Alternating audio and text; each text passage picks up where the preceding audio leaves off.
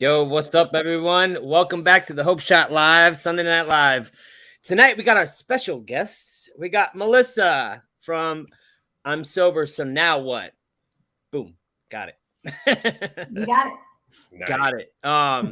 So if you guys just jumping on, say what's up, let us know you're here. Also, you know what to do. Share it out. Let people know that we're here and we're spreading hope and inspiration.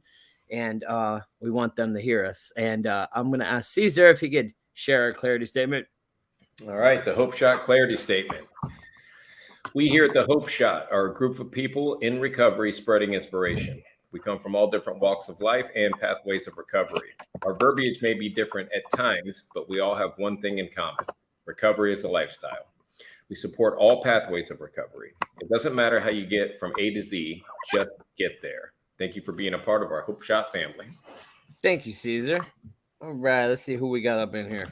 We got Dustin. What's up, Dustin? Happy Sunday, everyone. He says, "Oh my God, hi, Melissa." Let's see who we got. We got Jamie. What's up, Jamie? Kristen. Hey, Kristen got a new job this week. Congratulations on that. Woo-woo. Yeah, she got one of her dream jobs. She's doing really well. Let's see. We got David Dean, my friend. What's up, man? And I know this is Jerry, and I have no clue why it just says Facebook user, but it says it for some reason. All right, hey guys from New Zealand, what's up, Eula? Oh, that's awesome. That's pretty cool, New Zealand. We have Raylene. What's up, girl? What's up, Heather? We got Verna. Good evening to you too. Let's see.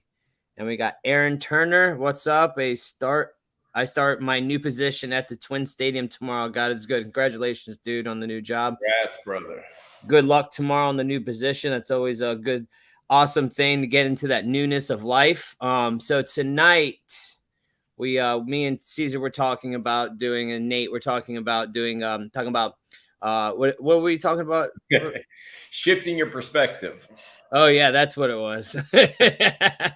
Mine shifted. And then we had Melissa came on and we started talking about life on life's terms, and those kind of go in hand, you know, they really do go hand in hand of how we perceive life, you know, how we look at it. It's all about how it looks at. We can do that blame game real easy.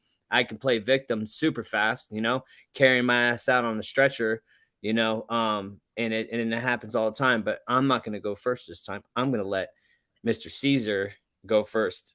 Oh, what an honor.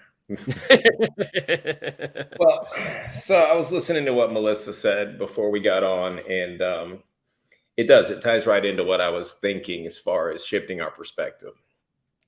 So, you know, when I first came into this process, I didn't know what recovery was going to look like. I just wanted some kind of relief. I was absolutely sick of me, you know, sick of the life that I had, sick of being incarcerated, sick of hurting people. And for the first time in my life, I became willing to ask somebody out, you know, ask somebody for help and not dictate what that help was going to look like. I took the suggestions, I followed the formula, and I got the results I was supposed to get because I didn't interject any of my own opinions or preconceived notions into the process. But, you know, I get out of rehab, and that's where the life on life's terms comes in, because up until that point, I had been incarcerated, then another 6 months in a rehab facility, and that's like supervised sobriety is what we call it. You know, the rubber meets the road when you get out and you get back to your real life, and there's bills and there's kids, and I'm looking for a job, and the world does not revolve around me. I have to learn how to adjust my perspective, adjust my attitude, and deal with life as it comes. I mean, that's my take on life on life's terms. I don't get to dictate what the day or what my higher power is going to throw at me that day. I can only change my attitude, my outlook, my perspective, go back to gratitude, and not bitch about every single thing that happens. I was talking to a guy on the phone who was struggling a little bit. And he was like, man, you know, I got this routine and I do this on this day and I get up at this time. And it's just, I don't know, man, I feel stale. I feel bored. And I'm like, well, is there any gratitude in that statement at all? Did you wake up in your own bed today? Because the guy that I was talking to, I know very well, and he spent a lot of his life locked up in prison. I'm like, you know, it's boring, but you woke up in your own bed. You woke up with the freedom to do what you wanted to do today. You get to go to a job. You're driving your car to the job. And, you know, there's a million blessings that you can look at if you shift your perspective. If I choose to focus on the negative and just bitch all day long, oh, I have to do this, I have to do that. If I'm being honest, I'm bitching about the things that I was praying for 7 years ago. I was praying for a job, praying to get my license back, praying to be considered reliable, all these things. Well, I'm bitching about the very things that I prayed for because I'm an ungrateful alcoholic, and I have to bring myself back to gratitude, and I have to shift my perspective every single day. And we were talking about it last week. I got a new sponsor that has me doing a gratitude list, like a brand new guy every single morning. But that little back to basics maneuver has completely changed my day. Going back and starting my day, getting in touch with my higher power, getting centered, and then focusing on gratitude, because I got to come up with 3 new things every day. And then I got to come up with what my intention for that day is. That shifts my perspective, because I send it to him. He sends me his back. My sponsees send me theirs. And by the time I've left the house, I've read through like 20 things that all these people are grateful for. And I don't care what life throws at me, man. Like, I'm walking out the door blessed and feeling fantastic about life. And the beauty is I can reset my day anytime I want. So if it goes sideways, if life decides to throw a curveball and shit happens in the middle of the day, I can stop and focus on gratitude again. Okay, well, that didn't go the way I wanted it to, but you know, I'm sitting here in my company truck on my cell phone that I'm able to pay the bill on, and I'm talking to a guy that I've been able to help up to this point. You know, I have something to offer today. I had one thing to offer: misery. That I could spread misery like nobody's business. Today, I can spread hope. I have a solution to my alcohol and addiction problem that I can share with somebody else that will give them hope and pull them out of the pit. And then in turn, they can do the same thing for somebody else. And if you can't find gratitude in that, then you might not be in the right place, because that's what it's all about, man. I want to see the ripples of recovery go outward, and I want to see the fellowship grow, and I want to see my friends and their families and everybody be affected positively that was affected negatively by the ripples that addiction had. And do I do this perfect every day? Am I just like the gratitude king floating around happy? Hell no, I'm human. And that's where the life on life's terms comes, because I'm an alcoholic and I want it now and I want it my way, and I'm an addict and I want it quick, and you know, all these things. And it's a constant work in progress. I'm not fixed. My thinking's not fixed. And you hear people say I'm an arm's length away from a drink, or I'm an arm's length away from a drug. It's true. I've got way more practice of being a junkie alcoholic than I do of being a sober person in recovery.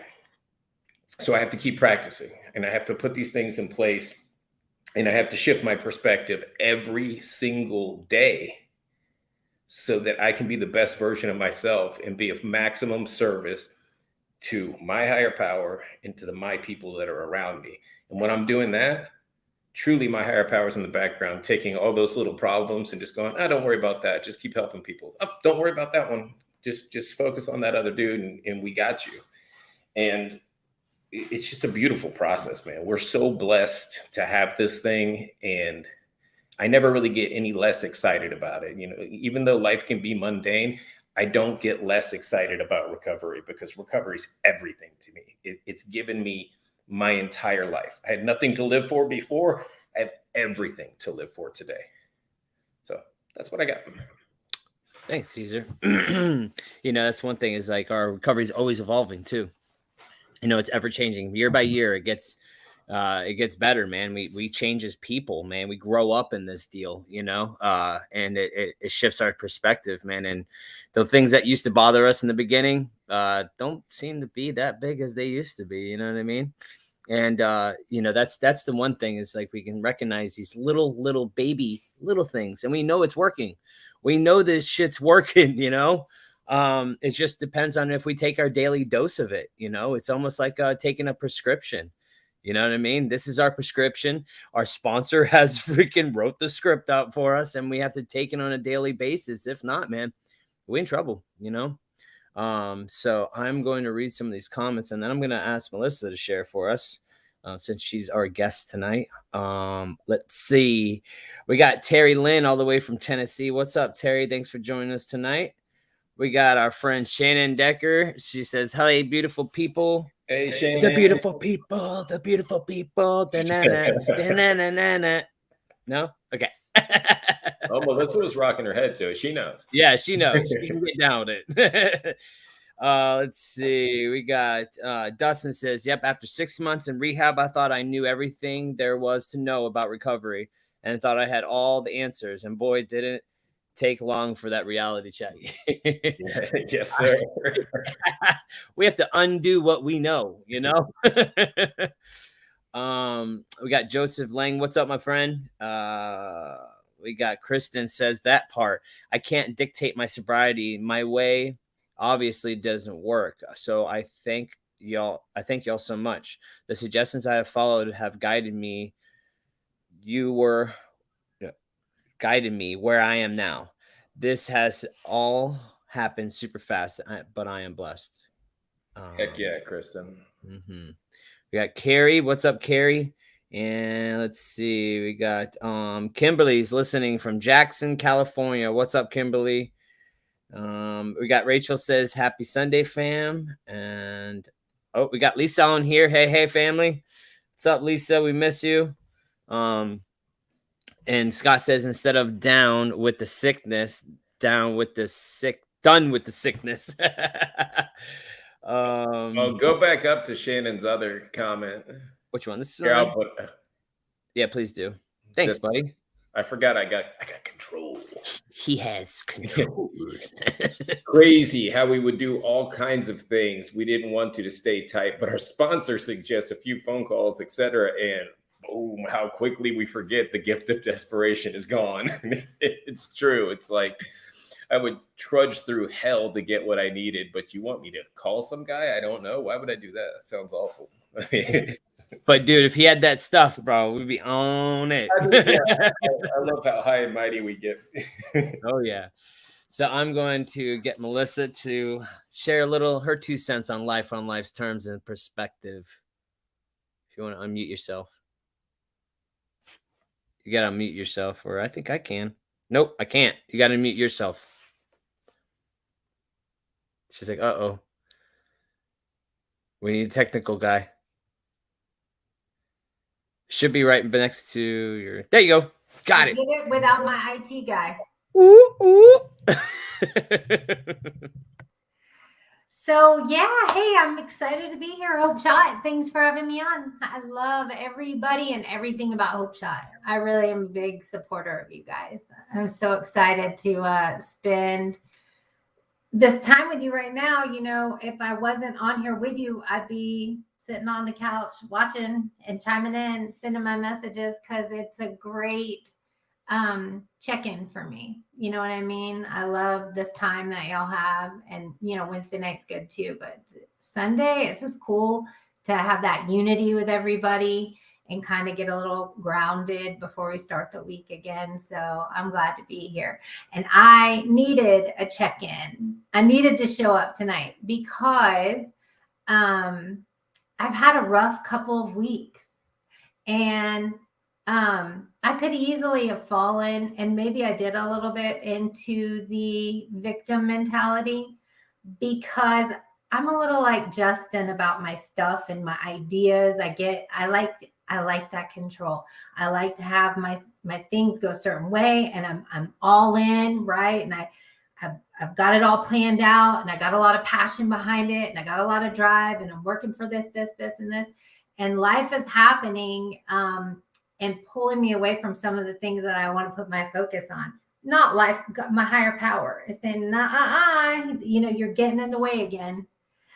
I don't know why. I don't know how long it'll take for me to be in sobriety. I have 9 years coming up when I'll understand that I keep getting in the way of my higher power. And he's not going to allow it. He's going to throw life on life's terms that bring me to a halt and say, wait a minute, get refocused. I don't remember exactly how you said it, Caesar, but essentially 9 years ago, or almost 9 years ago, I was sitting in a treatment facility. Yeah, I guess I was there right now in August. And I was visualizing and dreaming and pleading with God and making deals and praying for what a future could look like if I could just get sober, if I could just get it right this time. And it's happening. And it's happening faster than it ever has. Things are falling at my feet and blessings are coming to fruition. And the more that I do the next right thing, 10 more things come my way. And I'm so grateful.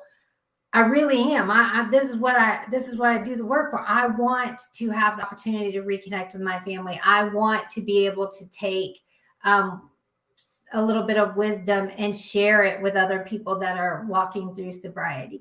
I want to be a part of that unity. I want all these things, but I get overwhelmed really easily. And I certainly get overwhelmed if things don't go the way that I think that they should go. Ego. So, the last 2 weeks I've had my grandson. I have one grandchild. I have 4 children. I write a little bit about it in my book. I don't talk a lot about my oldest son. I think when I was writing, him and I we hadn't gotten there yet. So I didn't want to do anything to upset him because we were on the right track. He just hadn't forgiven me yet. We're getting there. You know what I mean? And he read the book and there's a lot of forgiveness. I think it put things in perspective for him. He's not an addict. He is the product of a home with an addicted parent. And he has, his parents were divorced. And so his story is not the same story as mine, but he can understand my story now. And so we've reconnected. And he has a son. And is my only grandchild. And he is almost 4 years old. And he is on fire. This kid... there's no slowing down. That he is go, go, go, go, go. He requires constant attention from you. And until I was in full-time grandma mode the last 2 weeks. But so here's this blessing that my son, who used to not talk to me, has now trusted a mom that was abusive to him and abandoned him. We've reconnected, and now he's trusting me to take his son for 2 weeks to another state and be grandma. That's cool. That's sobriety working, right? But I'm trying to be an author, and I have it's not 9 to 5, it's part-time. I have a job that I have to show up for every day. And I decided to have children strewn over decades. So I'm still raising some. One of them is 17 and she requires a lot of energy. The 10-year-old boy, he's pretty easygoing. You give him some food, give him some video games, you know what I mean? But the 17-year-old, she's here in my house and she's walking through her own stuff right now. So I'm okay, so I'm not retired and you go to grandma's house and I'm going to bake cookies. I'm still trying to do all this stuff that I decided that I was, I'm going to do with my new sober life. And I couldn't balance. I was having a hard time balancing it. I would go to work and people would be like, oh, when's the last time she washed her hair? All of I talk about stages of relapse. For me, my first, is emotional. And so I stopped doing things that I'm supposed to, like meetings, counseling, self-care. It sounds gross, but I just want to be honest with y'all. That's what my first stage of relapse looks like. I pull my hair back in a ponytail and say, okay, I can do that later. I'm still going to try and do this and this and this and this. I'm not going to slow down and take care of myself. And so it was a beautiful 2 weeks, and we walked through it, and I had a lot of support, and I had a lot of people kind of side-eyeing me, like, how's she doing? I don't know. She looks like she's on the edge. This is a lot. And people didn't know what to say or not what to say. Somebody asked me to show up and do a podcast or something on Sunday, and I couldn't, and I was mad about it because I had to be a grandma. I had to put my kid to bed, and I had to make sure the other kid was fed. I had to do those things, and I wanted to be on talking to my sober peeps, and I couldn't. So I was mad. So I was walking through all these things, and then, I took him home Friday. I took him back to Atlanta. I live in North Carolina, and I came home yesterday, and I had a 5-hour car drive by myself, like with nothing. I didn't have to listen to the radio if I didn't want to. It was just me and my Bojangles biscuit and my Coke Zero. I love me some Bojangles. And I was like, okay, now I can finally get my way. I'm trying to write a second book. And I was like, and I've got a lot of writing material after this last 2 weeks, right? I've got my son who is repeating cycles that I had walked through. He got married when he was 21. So did I. He got divorced 3 years later. So did I. There was children involved. The divorce, there may or may not be a present parent. So, there's no addiction that I'm aware of. I can't qualify anything for him. I don't know about that. But the cycle that he's going through and the decisions that he's making and the outcomes of those decisions are very, very similar to what I walked through. And so I'm like, I can write about this. I can talk to my people about that generational, they call it a generational curse, or the cycle that keeps going. And how interesting it is that even though I stopped using 9 years ago, and he's not actively using, some of the same things are repeating themselves, the behaviors and the patterns and the emotional, the way that he's managing things and stuff. So I'm excited. I got 5 hours. I'm in the car. I'm driving. I'm not the technical person. I was telling you guys, Derek, my husband, he's the IT guy. But I figured it out. I got this new car, right? And I figured out how to connect my phone to the Bluetooth. And so I was like, I'll just start talking in my Word document, and then I can clean it up when I get home. I'll knock out a chapter. And so I'm like, finally, 2 weeks, like I've been wanting to get to this stuff. I've been wanting to do it. And I'm like, I got it. I'm in control. I'm driving my car, and I got my Bojangles biscuit, and I've got my seat heater on just right. And, sun's shining, and nobody's bugging me on my phone. I got the Bluetooth. I figured out Bluetooth. That's a big deal for me. Out of nowhere, the sky fell out.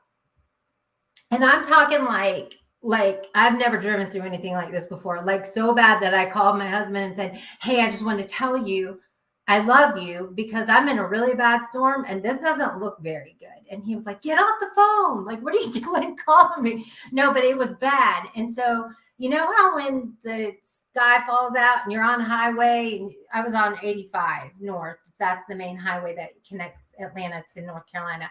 And I'm driving along, I'm in the middle lane, and all of a sudden people start putting their, what do you call this? Hazard lights on, and hazard lights are blinking all around me. And I was like, okay, somebody told me one time, you don't do that. You don't put on hazard lights. And then I started looking, and everybody has them on. I'm like, okay, I guess I do. My thoughts started shifting into this whole entire, like, does that, and then all of a sudden I see like stuff blowing by, and I'm like, is this a tornado?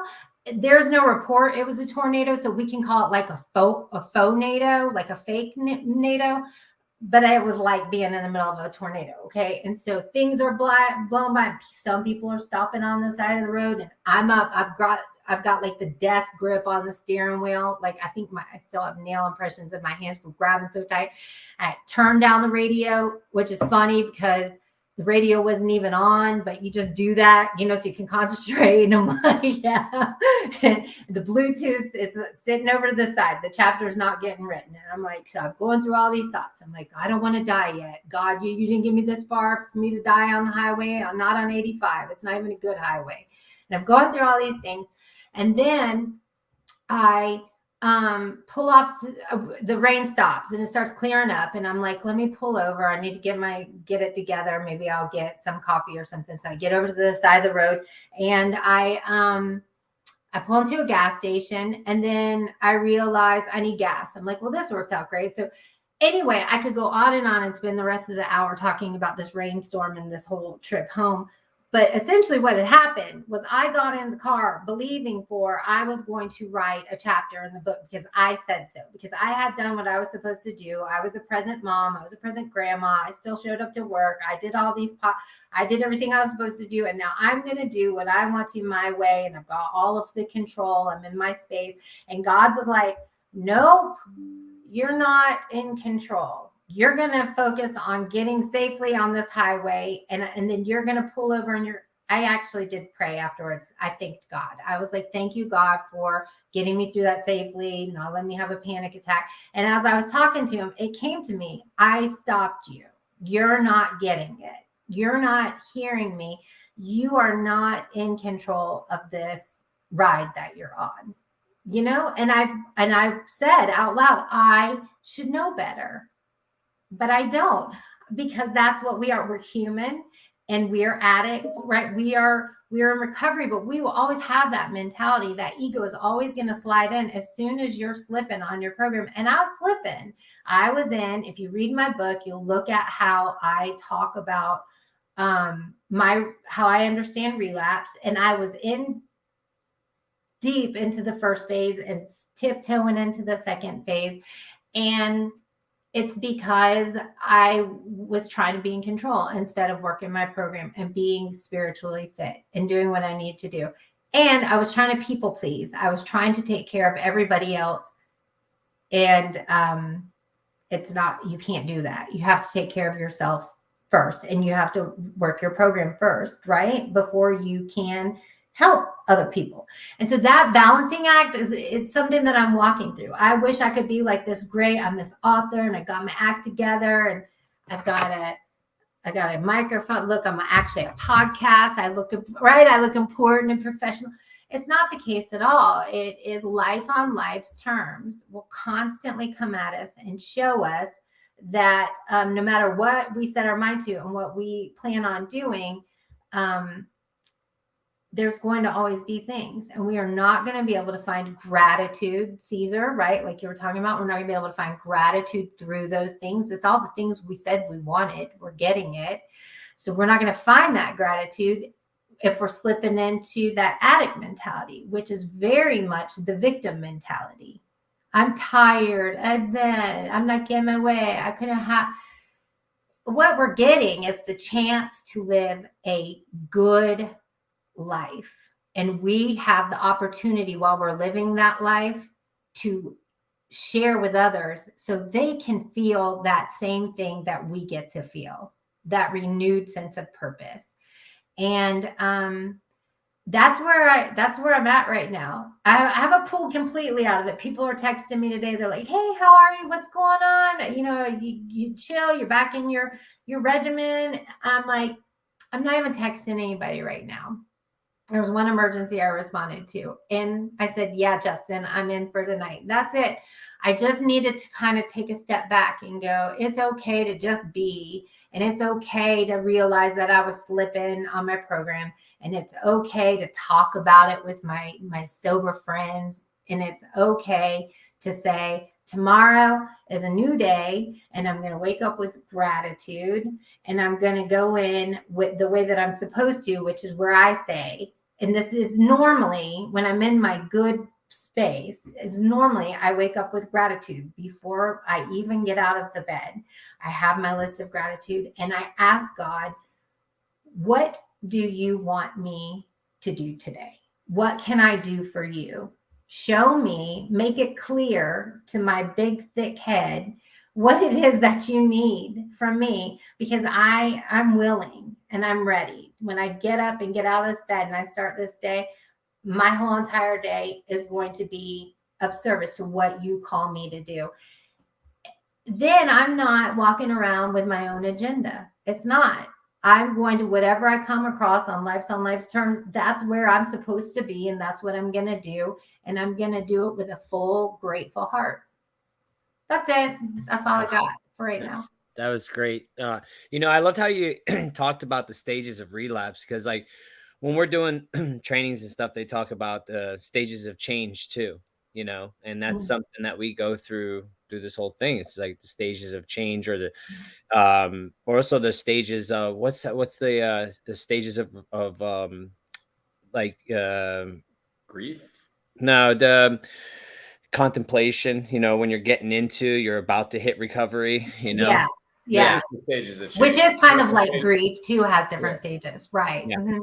Exactly. I like the way that you worded everything, because it made me go into my mind. Every time that I go through my day and I treat it like a punch list, checking things off to get to where I want to be. Yeah. So for me, I love going to the gym. It's like a real big outlet for me, and I'm just punching things off the list. I got to do A, B, C, D. I got to call that sponsee, but am I being present and really talking to the sponsee, or am I just checking it off my list? But every time I do that, I don't make it to the gym that night.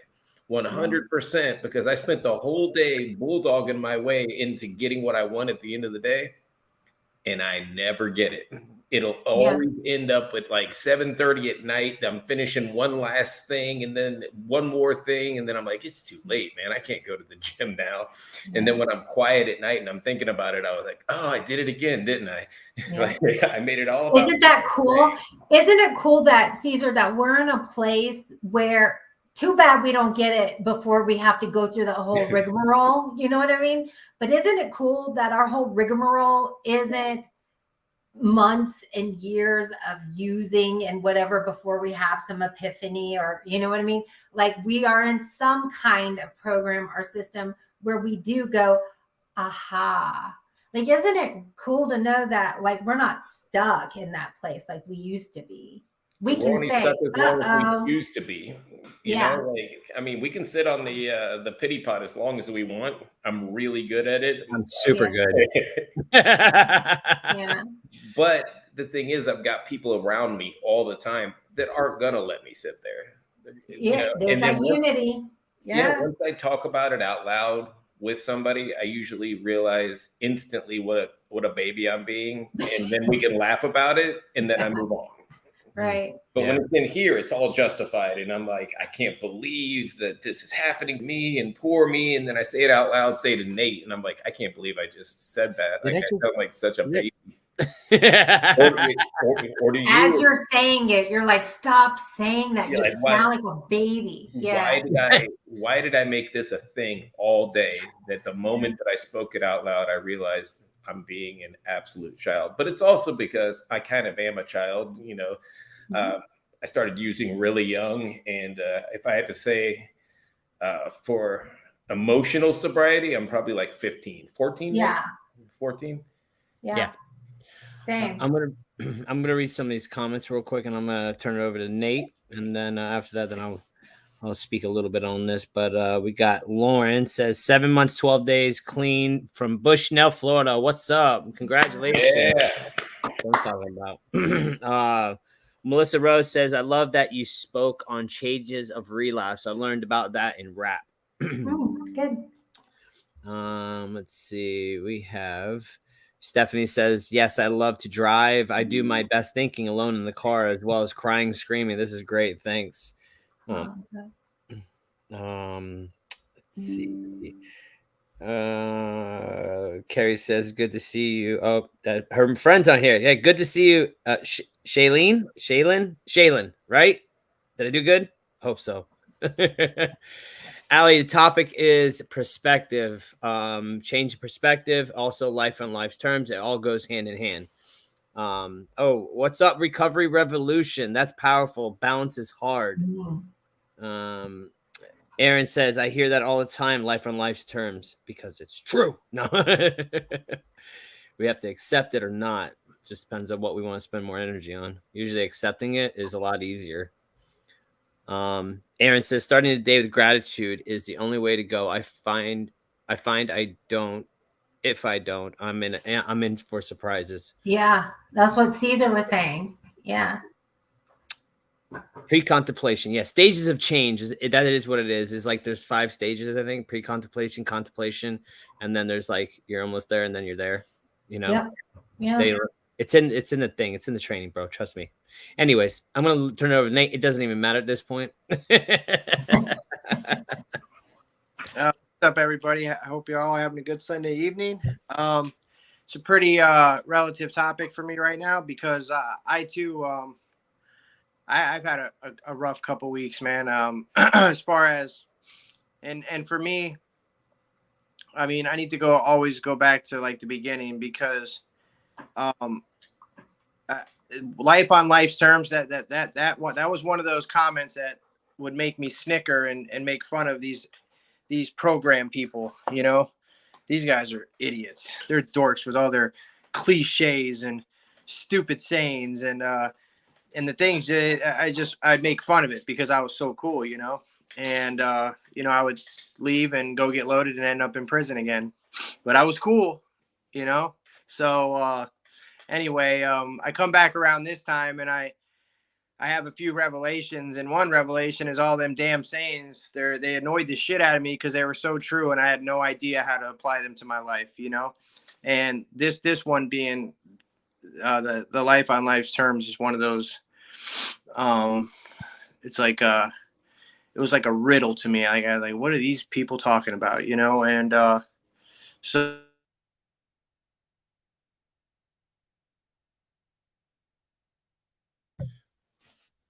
Uh-oh. Well, Is he coming back?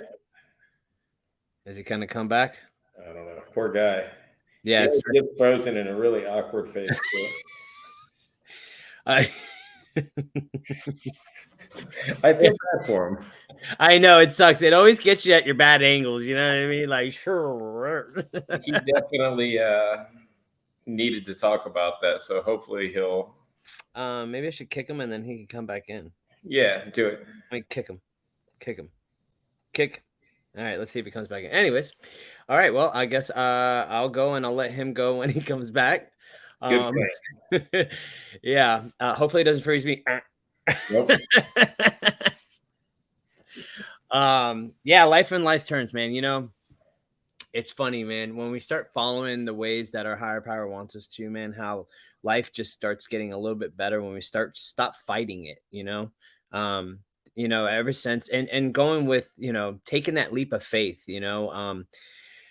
I started this new position that I'm doing, and man, it is a lot of anxiety that comes with it, man. Anything new, anything that you're not comfortable with, anything in life that you're not comfortable with, you're going to get a bunch of anxiety. Now, if you're going to push through that stuff and take that leap of faith, or if you're going to be stuck, you know, sometimes, man, it could be crippling, you know, that anxiety can be crippling. Like, am I doing the right thing? Da, da, da, da. You can make these scenarios in your head, like, to make it like this huge, like, destruction, and like the world's gonna end, a comet hits the earth, and like just some crazy off the wall stuff that I can make up inside my head. And none of it's true. Like, some of these are the best decisions I ever made in my life. But I have to walk through that door. Like, nobody's going to push me through that damn door. I have to actually walk through that door in order to get to that other side of, or if I'm going to let that crippling anxiety hold me back, you know? And that's something that I've been practicing to just have faith that everything's going to work out no matter what. And it did, you know, this past, you know, 2-3 weeks, you know, doing this new job, you know, and running a business and doing the Hope Shot and meetings and having a family. I got 2 young ones, and making time for everything, and have self-care. And, you know, there's so many things like you have to do that, like, everything needs attention. And it's like, man, it could get so overwhelming at times, but everything's been going freaking smooth. Like, I've been killing it on my business side. Like, these past 2 weeks, man, I sold some jobs, man, and like, we're booked out 2 months on that end. My guys have been doing amazing. And like, dude, I'm a control freak. I want to control every little detail. I don't want to give anything up either. Like, I can do it better. Nobody can do it better than me. Like, I'll just do it myself. All these things that I don't want to let go, but it doesn't, but I have to in order to grow. Right. And I figured out people do it just fine without me, you know, I have to let people grow too. And sometimes I can hold them back from growing because I am control freak, I don't want to give you too much because then where's my place, And, but when I did let go of that control, things have been just smooth, man. And they've been doing great. And Nate's back and that's awesome, And I love that he's back, but I'm going to finish Nate. And if you get stuck in that O face again, I'm just going to leave you there. There's a matrix, man. Yeah. But so I'm gonna finish Nate and then I'll let you go, brother. So there was a time, man, when I would let that fear hold me back from doing anything in my life. Anxiety I've learned to work through it because when you take out the drugs and the alcohol, you take out all the things that like lessen the anxiety to make you feel like you can be like a Superman, then you just have life on life's terms. You have to freaking learn how to go through this stuff and cope with it. And I think that's the most freeing thing in this freaking world is to be able to cope. Most people, humans, cannot cope with life. They don't know how to deal with it. So, dude, we're superheroes out here doing this shit with nothing. You know what I mean? That's how I view it. I feel like we are literally being superheroes, like facing the enemy and like standing up to them and like going through this shit, man, with nothing, And like it's freeing, man, and it's such an awesome experience, especially if you're new in recovery. Like keep going through those because it's repetition. It's over and over and over the things, and then you'll look back and be like, remember that time? That was some good stuff right there. The crap that used to like hold you back, and like the things that used to bother you, and the things that used to be like, it doesn't have any weight on you anymore, man. And it's like you look back and you're just like, man, this is awesome, man. I'm so grateful, So that's what I have on life terms. Just keep pushing, keep going forward. And Nate, What's up, yo? Sorry about that. Technical difficulties. Y'all good, man. We enjoyed the Yeah. It's like life on life's terms manifesting into the show, So anyway, I don't even know what I was saying. I'll just say this. I'm gonna keep it. No, you've been going through some stuff the past couple weeks. Let me remind you because I know you're about to get into it. Okay. Yeah, you need to talk about it. Unless God doesn't want you to say it, and then you'll freeze again. Yeah. Right. No. So so I come into this deal. I got it back. I come into this deal. I don't even know what life is or what life's supposed to be like. I have zero frame of reference of how to navigate. Bodhi, stop. Come on, man. Not now. You're being good. Stop.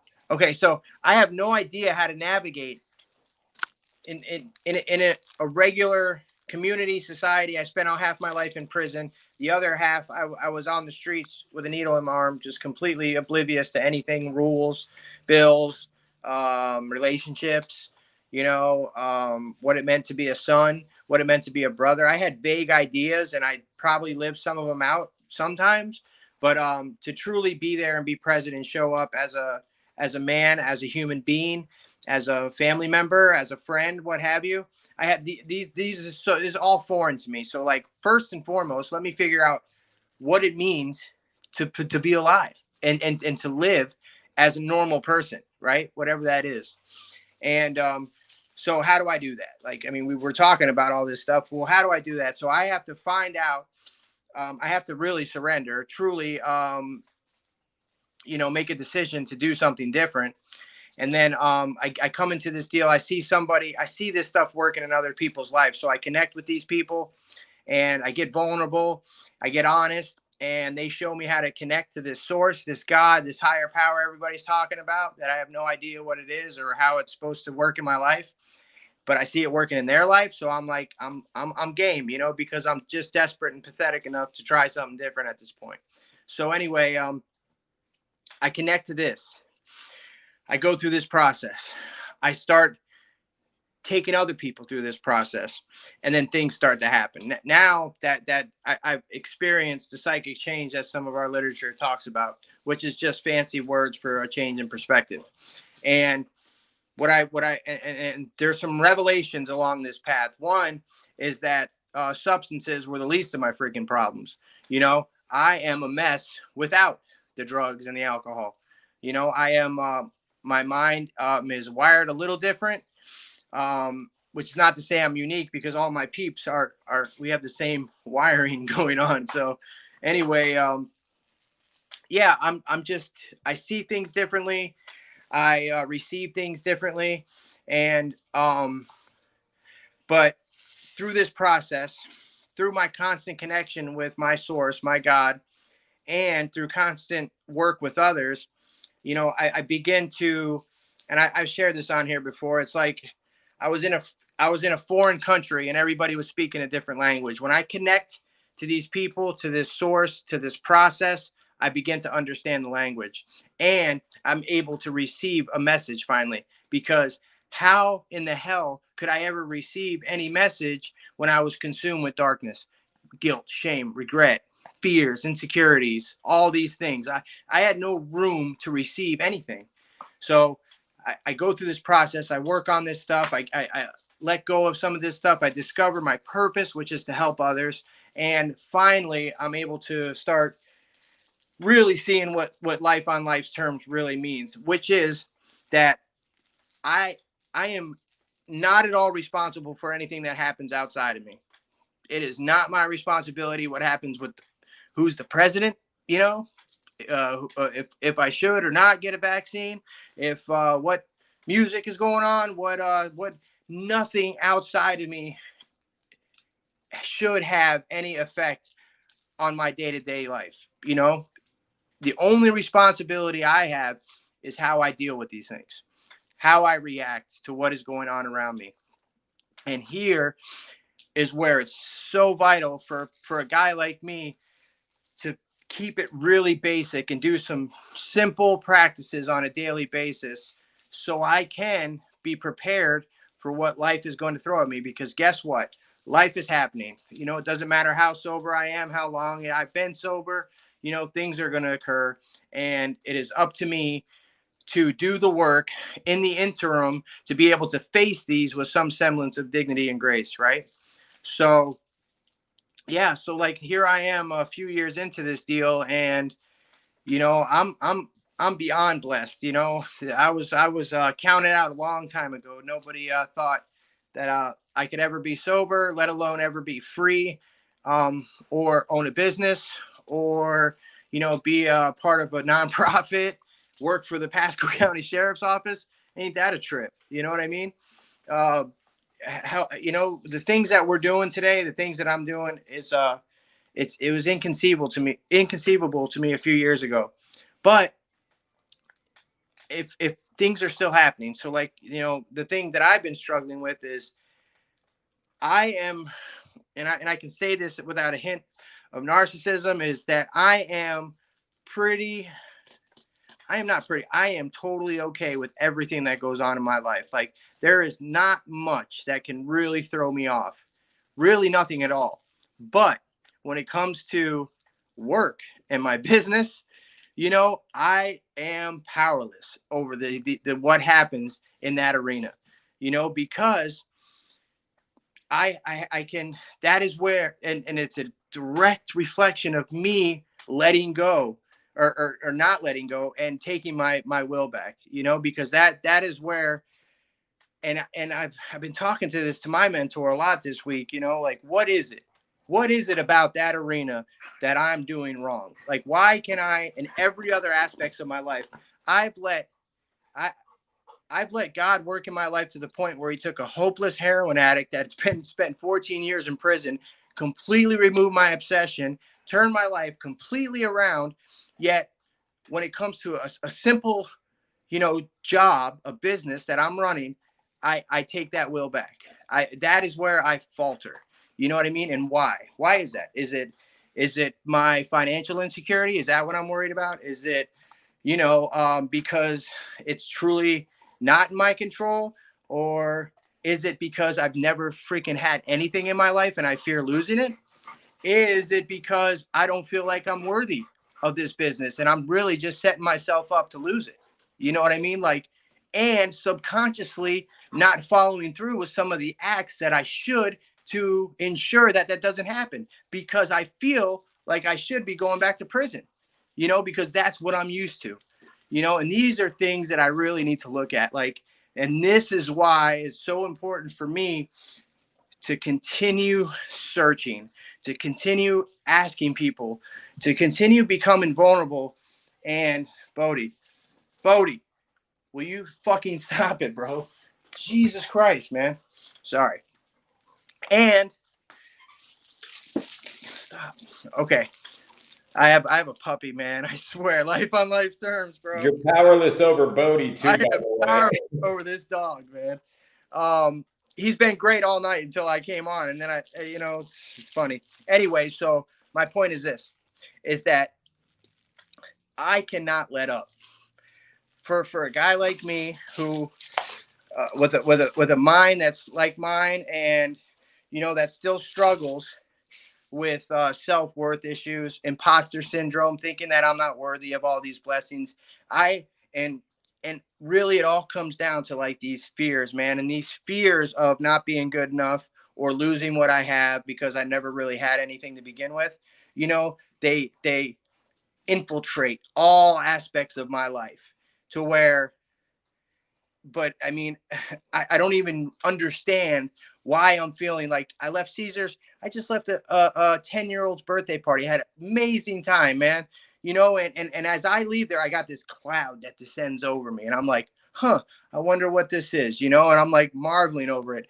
No, it's those fears from that one arena that I cannot let go of, that I cannot let God enter my life, that it boils over into all facets through every fabric of my being, right? So a little funny anecdote. I was surfing on Tuesday, right? And it is probably like the same storm that Melissa was going through was around me. And it's, I mean, literally lightning on the beach, like in the water. I'm the only dummy out there, right? Because the waves it cleaned up, you know, the rain hit and the waves are pumping. I'm like, man, I'm not going anywhere. I'm right here. And I'm having this conversation with God. I'm like, God, please show me what I need to do with this business. Please, your will, not mine, because I cannot do this anymore, because I cannot afford for my joy to be compromised like that, for my peace of mind, for my serenity. Because if it is, then I can't be of maximum service to this newcomer I'm taking through the steps that has no idea how to live just like I did. And it's not fair. And it's really defeating the purpose of everything I'm doing. So these are things that, you know, a few years in, I'm still struggling with, man. And I think I'll continue to struggle with them.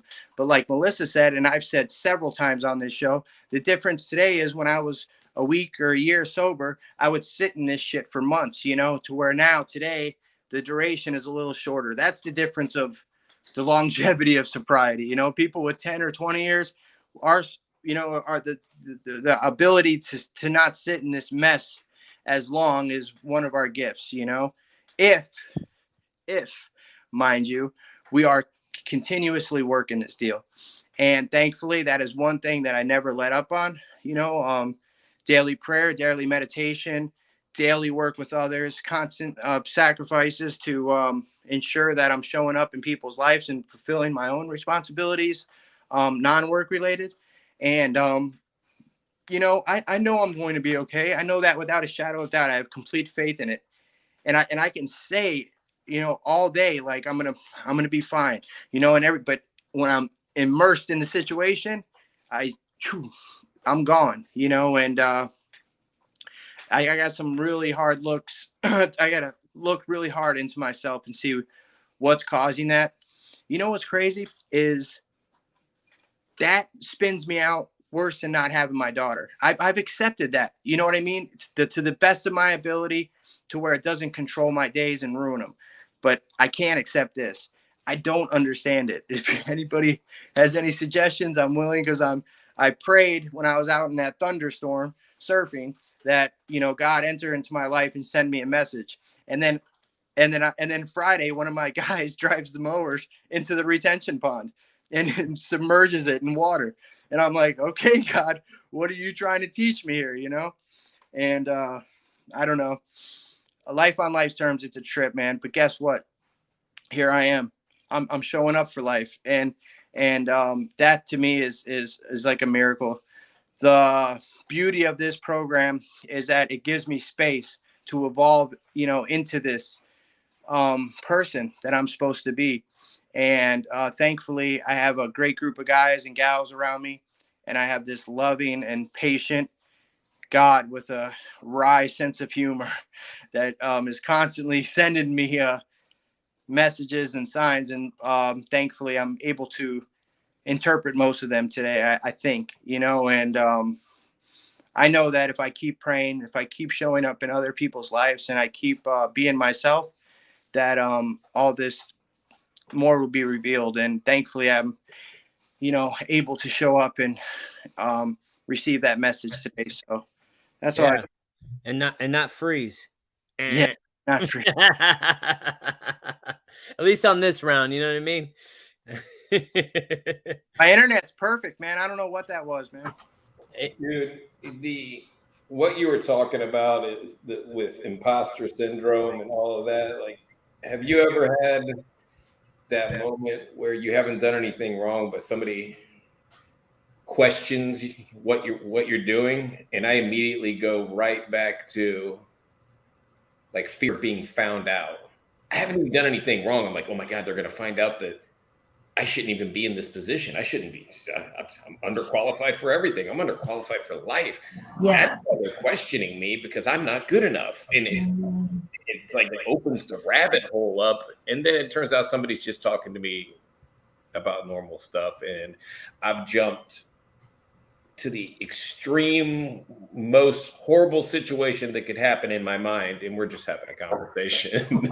Hey, Tiffany, you guys talked about storms. Now, Tiffany is going to share real quick on a storm, on life's terms about a storm.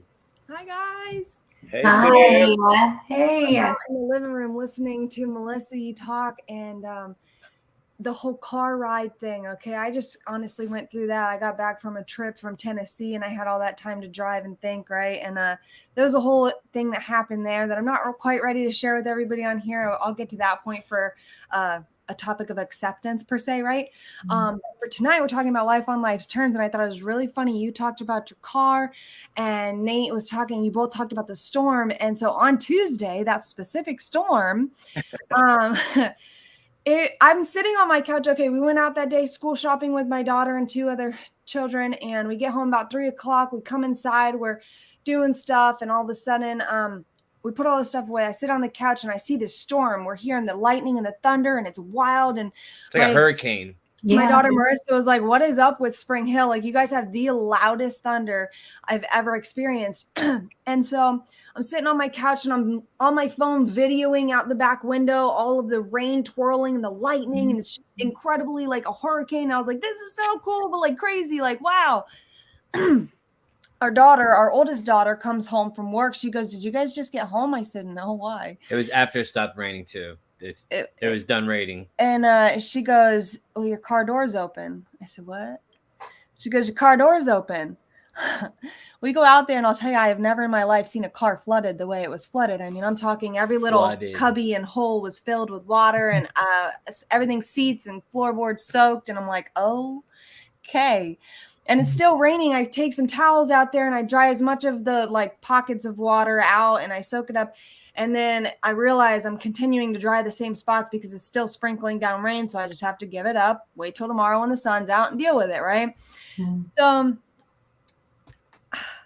the next day, and the next day, and the next day, and the next day, I've shop vacuumed my car so many times. Water continues to come out of it, and I don't understand where it's coming from because by the time I get done shop vacuuming it, it feels pretty dry.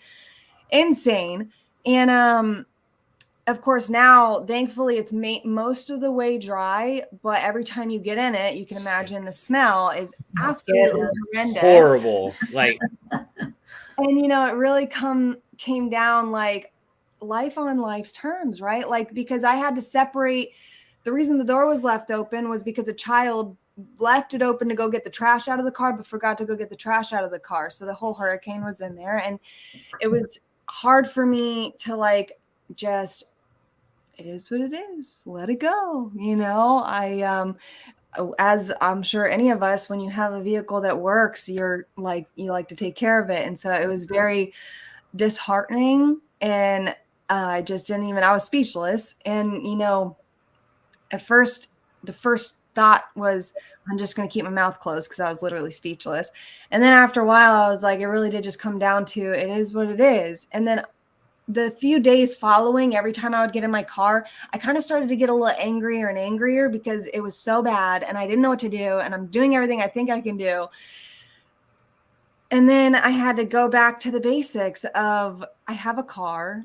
It runs and gets me from point A to point B. I might smell a little funny when I get out of my car. It just saves me from her getting hit on, you know what I mean? But, you know, and I just have to accept it for what it is. What can I do about it? And I'm going to continue to do the things that people have given me suggestions on how to fix it and what to continue to do to get it hopefully not smelling that way one day. But life on life's terms, man, they just, you know, things get thrown at us and we just got to smile, breathe in and out. It is what it is. What can I do about it? What can't I do about it? And move forward and focus on the silver linings of it all, right? I have a working car. It still drives. We're good. That's about all I needed to do, right?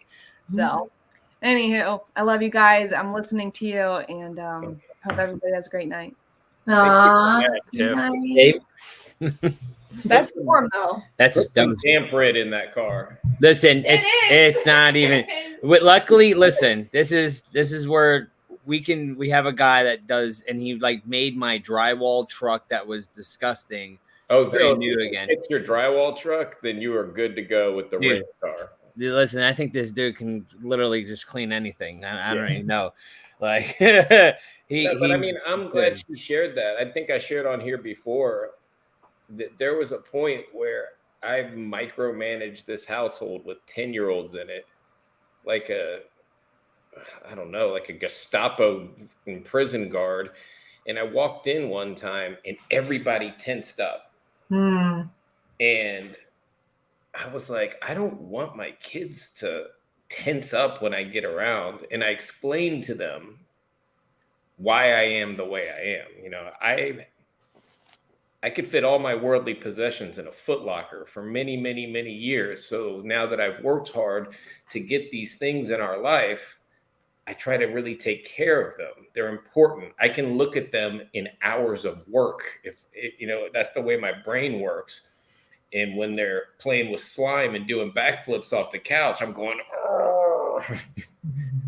but I had to make a decision. What's more important, that stupid couch or my relationship with my kids? And looked at as a tyrant. And I had to let go of that crap. You know, there's a line there. Do I want you to swing around like monkeys and not care about any of our stuff? No. But I'm also not going to nitpick every little thing to the point where you're on edge when I walk in the room, you know. So it's, you know, it's tough. It's tough with kids. Yep. It really is. Well, we are over an hour, so we are going to close it up for tonight, man. Melissa, thank you so much for coming on here and sharing that with us. You know, I hope, you know, anytime we come on and share about what we're going through, it always gives us that little backup we need to like move forward and not let these little bumps in the road stray us away. You know what I mean? Right. Yeah. So I love you guys. And like I said, if I'm not on here, I'm on here watching y'all Sunday. Chiming in. We brag all the time about our published author that visits us and comments on our stuff, you know. Yeah, and listen, if y'all haven't got the book yet, definitely check out her book. I'm Sober, so now what? I got it we got it sitting in our room, about to crack. You got one. Oh, cool. Yeah, Kelly ordered it on Amazon when you came. Yeah, you can find it on Amazon. So you want to put the link into the comments when you get done too? That'd be great. I'm sure everybody. Or you could ask your husband to do it. Whatever works. You know what I mean? Yeah, you would figure it out. Definitely. Yeah, it was great to have you on, and you should come see us sometimes. We have a recovery walk, and let's speak of that real quick. In September? Yeah, Yep. September 9th. I'm trying to come. Oh, dude, that'd be awesome. Is it? Yeah, it's September 10th or wait, what Ninth. is it? 9th. I'm not, I can't say 100% sure, but I threw it out there and none of my family was like, huh, what? They're like, that's close to, it's not far from Tampa. No, right? No, not at no, all. not at all. So they were like, okay, well, you can go do your recovery walk. We're going to go to the beach. And I was like, okay, I think I'm going to try and come. I That'd be awesome. would love to see you guys in person. That'd be freaking amazing. I'll find We you. would I'm love like, to have you, and we can also just get you a table since you support us so much, and you could set your books up and stuff. oh my God, that would be so cool. Can I wear a Freedom shirt? I need to order a Freedom shirt. Man, we will make sure you got a Freedom shirt on. Oh my You know what? God. Hey, Melissa, I'm I'll gonna be send there. you one. You gotta let me know what your size. I'm gonna send you one. Okay. Okay, cool. I got you. You want gray or white? Whatever you send me, I'm grateful for. There's that You gotta tell me. gratitude. You gotta tell me gray or white. Which The one? gray feels softer. Gray, soft. I need Yeah. soft. All right, I'll send you a That's gray one. And if you guys want a Freedom shirt too, man, it's on our website, thehopeshot.org. And yeah, Missy, if you want to put the recovery walk, she's on there. She's for the recovery walk. But we have September 9th from 5 to 8. It's in Sims Park in downtown Newport Richey. If you guys want to know, if you guys are around the area, come see us. You know, we got some amazing speakers. It's anytime there's an event with recovery, it's to help to stomp out the stigma in any town. You know, if you guys have any events that's coming up around our way, like let us know so we can be a part too. You know, we should all get together and come out in numbers. You know what I mean? And celebrate and support. Helen says you can sign my book, Melissa. Yay! I would love to, Helen. There's Yeah. probably going to be a lot of people that watch the Hope Shot. They're going to be excited to see you. Oh, that's so cool. I can't wait to actually meet people face to face. Yeah, I'm 99.9%. I'm coming. I'm going. You said show up, Justin. We just have to show up. This is something, as soon as I saw it, I was like, I should go there. Like, Yeah. I should do this. It'd be I'm cool. gonna make it work. That'd be cool. We suit up and show up. That's what we do these Suit days. up and show up. So, hey guys, join us this Wednesday when we have our Addiction to Success, where we have our special guests sharing their story of their recovery journey. And join us this Wednesday, 8 p.m. Eastern time. We go live every Sunday and Wednesday, 8 p.m. Eastern, Wednesday and Sunday. So thank y'all. Love y'all. Thank you again, Melissa. Thanks, See ya. Hope Shot. Have a great week. Bye.